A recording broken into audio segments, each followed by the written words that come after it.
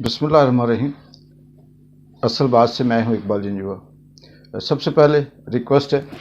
वज़ीर-ए-आज़म आज़ाद कश्मीर सिरदार तनवीर इलियास साहब से कि अगर आपको मेरी बात पसंद ना आई तो बराए मेहरबानी गालियाँ नहीं दीजिएगा। पाकिस्तान में मरीम नवाज़ बताती है कि सहाफ़ी कौन है और किन लोगों को सहाफ़ी होना चाहिए। मुझे लगता है कि आज़ाद कश्मीर में ये जो डिग्री है सहाफ़त की देने की, ये वज़ीर-ए-आज़म आज़ाद कश्मीर सिरदार तनवीर इलियास साहब ने उठा रखी है। माशरे रूल ऑफ लॉ के बाद अगर पहचान होती है तो उनकी अखलाकियात होती है, और जब कोई भी माशरा अखलाकी हवाले से गिर जाता है तो उसका दिवालिया होना या उसके दिवालियापन का अगर अंदाज़ा लगाएं तो वो मुश्किल नहीं होता। आज़ाद कश्मीर में एक सहाफ़ी ने सिरदार तनवीर इलियास साहब से सवाल किया और उस सवाल के बाद जो उन्होंने कहा उस पे अपनी एक अलग सी बहस बनती है कि ये बनता था कि तुम जाओ राह से पैसे ले आओ या फिर उसे बेइज्जत करना। और उसके बाद फिर उनकी जो कॉल रिकॉर्ड वायरल हुई। तो आज एक प्रोग्राम था फेस्टिवल के हवाले से, विंटर फेस्टिवल के हवाले से बाग आज़ाद कश्मीर में। उसमें पाकिस्तान भर के सहाफ़ी भी आए हुए थे, हम भी गए हुए थे। तो वहाँ पे मैंने ये देखा कि कश्मीर की खूबसूरती, विंटर फेस्टिवल या वहाँ की जो हालात हैं, इस पे कोई भी सहाफ़ी बात नहीं कर रहा था। इवन कि पाकिस्तान से और कश्मीर के भी जितने सहाफ़ी थे वहाँ जमा थे, तो वो एक ही बात कर रहे थे, और वो वज़ीर-ए-आज़म आज़ाद कश्मीर सिरदार तनवीर इलियास साहब का जो रिकॉर्ड है गालियों का, उस पे बात कर रहे थे। बहुत से सहाफ़ी ये कह रहे थे कि हम मज़म्मत करते हैं इस बात की, हमें इस बात का दुख है और ये हमें पता है कि तनवीर इलियास साहब ने गलत किया, लेकिन हम खामोश इसलिए हैं कि हम उस ग्रुप के साथ हैं जो ग्रुप इस वक्त सहाफ़ियों का सिरदार तनवीर इलियास साहब के साथ है, जिसमें पाकिस्तान के जो कश्मीर बेस्ड अखबारें हैं उनके सहाफ़ी भी थे और मीडिया चैनल से भी सहाफ़ी थे। और कुछ ऐसे थे वो ये कह रहे थे कि हम अभी इंतज़ार कर रहे हैं और उसके बाद फिर देखते हैं कि अगला लाएअमल क्या होगा। तो और कुछ सहाफ़ी ये भी बात हो रही थी कि सिरदार तनवीर इलियास साहब ने अपनी सारी इस इलेक्शन के बाद, वज़ीर-ए-आज़म बनने के बाद एक रैपो बनाई थी बल्दियाती इलेक्शन के हवाले से, करप्शन न करने के हवाले से, कुछ एक्शन लेने के हवाले से, और कुछ इस तरह से अपने जो अहकामात थे इस हवाले से कुछ तकरीरें थी उनकी, कुछ मुख्तलिफ़ जगहों पे उनके जो दौरे थे उस हवाले से तनवीर इलियास साहब ने बड़ी अच्छी एक रैपो बनाई थी। लेकिन एक ही लम्हे 2 मिनट के अंदर उन्होंने अपनी वो सारी रैपो, वो सारी इज़्ज़त, वो जो क्रेडिट था, उनका जो करैक्टर था, उसको ज़मीं बोस कर दिया। बात बिल्कुल सही है। तनवीर इलियास साहब को अगर किसी ने रात के 2 बजे भी कॉल की है और उनको उसकी बात पसंद नहीं थी तो वो कॉल ड्रॉप कर देते, कह देते कि मैं बात नहीं करना चाहता, या फ़ोन किसी और को दे देते। लेकिन उन्होंने जिस तरह से माँ बहन एक की और उस सहाफ़ी को नहीं गालियाँ दी, बल्कि उन्होंने तमाम सहाफ़ियों की भी मैं नहीं कहूँगा, मैं ये कहूँगा कि पूरे माशरे को गालियाँ दी हैं। वो सहाफ़ी भी हो सकता है, वो आम शहरी भी हो सकता है, और कोई भी शहरी ये हक़ रखता है कि वो सिरदार तनवीर इलियास साहब से किसी भी हवाले से बात करना चाहे। बहुत सी सहाफ़ी ये कह रहे थे कि तनवीर इलियास साहब का जो ज़ाती फ़ोन नंबर है वो 2-3 शख्स के पास है, मतलब उनके पास है, इसके अलावा किसी के पास नहीं है। तो फ़ोन कैसे बाहर गया, ये एक अलग बहस है, अलग इशू है कि फ़ोन कैसे किसने किसको दिया, ये होता रहता है और फ़ोन बाहर निकल जाते हैं, फ़ोन नंबर दे दिए जाते हैं। इस पे कोई ऐसा नहीं है कि बंदा कहे कि हमने उस बंदे को ट्रेस कर दिया। ये बातें भी अपनी जगह पे अलग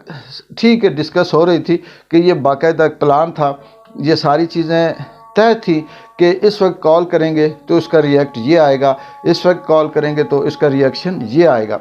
मान लेते हैं कि उस सहाफ़ी ने शरारत की, ये बात भी मान लेते हैं कि गलत टाइम पे कॉल की, ये बात भी मान लेते हैं कि उनकी नीयत में या उनके अंदर एक ऐसी बात थी कि चलें जी इस वक्त कॉल करते हैं और इसके जवाब में ये आएगा। तो इसमें क्या सिरदार तनवीर इलियास जो वज़ीर-ए-आज़म आज़ाद कश्मीर हैं, जो पूरे आज़ाद कश्मीर की नुमाइंदगी करते हैं, क्या उनको किसी ने मजबूर किया हुआ था कि आपने इस कॉल का जवाब देना है?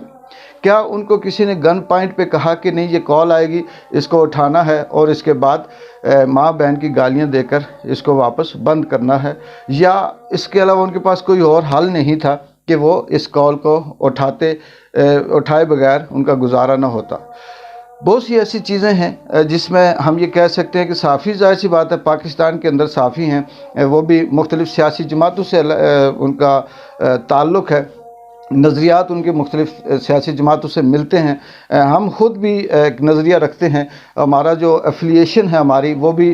مختلف سیاسی جماعتوں کے ساتھ ہے۔ ہمارا ایک دوست کسی نون لیگ کو پسند کر رہا ہوتا ہے، ایک پی ٹی آئی کو کر رہا ہوتا ہے، ایک پیپلز پارٹی کو کر رہا ہوتا ہے۔ یہ بحث نہیں ہے، یہ اپنی جگہ پہ بات الگ سی ہے، لیکن اصل جو بات پیدا ہوتی ہے وہ یہ ہے کہ صحافی کا کام تو ٹھیک ہے، کہیں نہ کہیں آگ لگانا، چنگاری لگانا، فتنہ کرنا، جو بھی ہے اس کی بات اپنی جگہ پہ بنتی ہے، لیکن تنویر الیاس صاحب کا یہ پہلا واقعہ نہیں ہے۔ اس سے پہلے بھی 2-3 دفعہ وہ یہ کہہ چکے ہیں کہ تمہیں صحافی کس نے بنایا، کچرے سے اٹھا کر پلنے والے صحافی نہیں ہوتے، اور فلاں صحافی نہیں ہوتا، فلاں صحافی نہیں ہوتا۔ سدھارتھ تنویر الیاس صاحب سے میں نے پہلے بھی ایک دفعہ ولاگ کیا تھا، اس میں میں نے بات کی تھی کہ آپ بتا دیں پھر صحافی کیا ہوتا ہے۔ اگر وہ صحافی نہیں تھا تو آپ نے اس کو دعوت کس طرح سے وہ آپ کے اس پروگرام میں آیا؟ اگر وہ صحافی نہیں تھا تو اس نے جب پہلی دفعہ سوال کیا تھا تو آپ نے پھر اس کے بعد پہ کیسے وہ کیا؟ یہ چیزیں نہیں ہیں کہ وہ صحافی ہے یا نہیں ہے، سوال یہ ہے، بات یہ ہے کہ آپ کا لہجہ کیسا ہے، آپ کا اخلاق کیسا ہے، اور آپ کس انداز میں بات کر رہے ہیں۔ مجھے اس بات کا دکھ ہوا، اور میں یہ چاہ رہا ہوں کہ تنویر الیاس صاحب آپ کے حوالے سے مجھے اسے کوئی غرض نہیں ہے کہ آپ اچھے ہیں یا برے ہیں، کیونکہ ہر ایک یہاں جو حالت ہے اس عوام کی وہ ہم سب کو پتہ ہے۔ اگر ہم اس بات پہ جائیں تو بہت سی چیزیں کھلتی ہیں اور بات دور تلک جاتی ہے، اور ماضی میں بھی کوئی یہاں پہ دودھ کی نہریں نہیں بہہ رہی تھی۔ کچھ ایسے اقدامات جو آپ کے حوالے سے بہتر تھے، لیکن آپ کی یہ دوسری تیسری مرتبہ یہ جو اٹیمپٹ ہے صحافیوں کے اوپر، اس سے یہ لگتا ہے کہ آپ اپنا ایک مخصوص گروپ رکھتے ہیں، اور آپ یہ چاہتے ہیں کہ آپ سے وہی پوچھا جائے جو آپ کو پسند ہو۔ آپ کو جو پسند نہیں ہے اس کو آپ کہہ سکتے ہیں کہ وہ کہیں کسی کا ایجنٹ ہے، یا وہ کسی کچرے سے اٹھ کر آیا ہے، یا وہ صحافت نہیں کر سکتا۔ مجھے اس بات کا افسوس ہے، لیکن یہ جو 2 منٹ 3 منٹ کے اندر آپ نے اپنی اس کریڈیبلٹی کو زیرو کیا، یہ اب دوبارہ سے اتنی جلدی نہیں بنے گی۔ لیکن مہربانی کر کے ایک تو سرٹیفکیٹ دینا چھوڑ دیں صحافیوں کو کہ صحافی کون ہے، اور دوسرا یہ کہ اس میں کسی کی غلطی نہیں ہے۔ آپ خود ہی اتنے وہ یعنی بچوں کی طرح ہیں کہ دو کال آئے اور کال اٹھانے کے بعد آپ پھر اسے گالیاں دینا شروع کر دیں۔ جسٹ کہہ دیں کہ میں بات نہیں کر سکتا، میں بیزی ہوں، میں سو رہا ہوں، میں آرام کر رہا ہوں، میں اس وقت میرے پاس ٹائم نہیں ہے۔ تو اس میں تو کوئی ایسی بات بنتی نہیں ہے کہ پھر بار بار کوئی ایسا آپ کو کہے۔ تو اس سے یہ اندازہ ہوتا ہے کہ عام آدمی بھی، آج جب میں عام لوگوں سے ملا جو دکاندار تھے، بازار میں تھے، مختلف جگہوں پہ تھے، وہ یہی آپ کی بات کر رہے تھے اور ہنس رہے تھے۔ وہ یہ کہہ رہے تھے کہ اگر ہمارا وزیر اعظم، اس کا اخلاق یہ ہے، جو گالیاں ہم عام حالت میں نہیں دے سکتے وہ اگر آن لائن فون پہ کسی صحافی کو دی جاتی ہیں، تو اس سے اندازہ کر لیں کہ ہم کس حد تک اخلاقی طور پہ گرے ہوئے ہیں۔ پھر آپ قوم سے کیا توقع رکھتے ہیں، پھر آپ کسی اور سے کیا توقع رکھتے ہیں۔ تو مجھے امید ہے کہ تنویر الیاس صاحب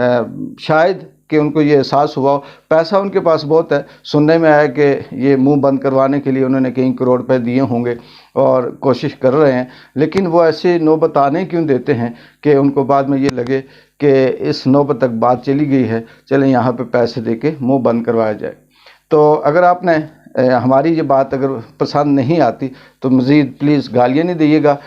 آپ کا سرٹیفکیٹ بھی ہمیں نہیں چاہیے کہ میں صحافی ہوں یا نہیں ہوں، اور آپ کی ہمیں کسی قسم کی کوئی ایسی مدد امداد کی بھی ضرورت نہیں ہے، کیونکہ ہم غریب سے لوگ ہیں، بڑی مشکل سے وقت گزارتے ہیں، اور آپ کے وزیر اعظم بنے تب بھی ہم ویسے ہی ہیں، نہیں تھے تو تب بھی ویسے ہی ہیں، اور یہاں پہ بھی جو کچھ ہو رہا ہے وہ ایز اٹ از ہو رہا ہے۔ تو برائے مہربانی تھوڑا سا اپنا خیال رکھیں، اس خطے کا خیال رکھیں۔ آپ کی یہ جو گالیاں ہیں یہ عام آدمی نہیں سنتا، یہ انٹرنیشنل بھی سنی جاتی ہیں، اور اس سے کشمیر کا جو اس پار کشمیری ہیں، اور پھر کل جو انڈیا کہے گا کہ اس کشمیر کے وزیر اعظم نے کیسی زبان استعمال کی، تو اس سے دیکھ لیں کہ ہمارا امیج کہاں جاتا ہے۔ اقبال جنجوع کو اجازت دیں، اللہ حافظ۔